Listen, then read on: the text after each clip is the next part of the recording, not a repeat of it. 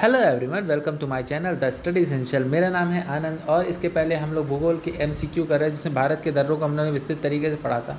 अब हम शुरू करते हैं भारत की नदियाँ। तो चलिए शुरू करते हैं। पहला क्वेश्चन है हिमालय पार की नदियाँ हैं। तो ब्रह्मपुत्र, सिंधु, सतलज हैं जो हिमालय के पार से आती हैं। जैसे गंगा है या यमुना है तो हिमालय के अंदर से ही होकर आती है।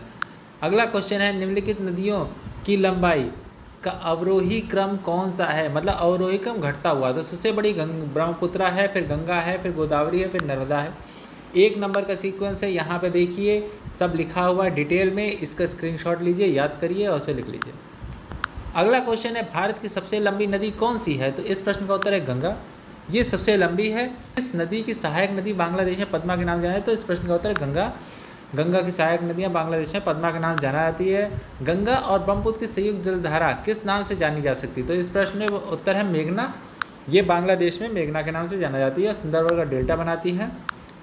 अगला प्रश्न है भारत की सबसे अधिक नौगम्य नदियां हैं। बेसिकली पूछ रहा है कि कौन सी नदियों में सबसे ज़्यादा नदी जलाई जा सकती है। तो गंगा और ब्रह्मपुत्र है, क्योंकि काफ़ी बड़ा कैचमेंट एरिया होता है, आयतन होता है पानी का, और बहुत लंबी दूरी तक ये अच्छा खासा वॉल्यूम देती हैं। इस वजह से इसमें नाव चलाई जा सकती है।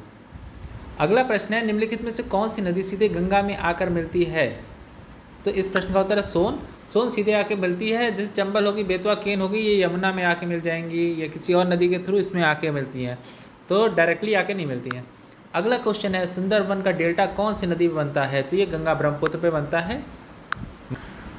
अगला प्रश्न है गंगा और ब्रह्मपुत्र नदियों का उद्गम स्थान क्रमशः निम्न स्थित है। तो सिंपल है, एक तिब्बत में है और एक उत्तराखंड में है।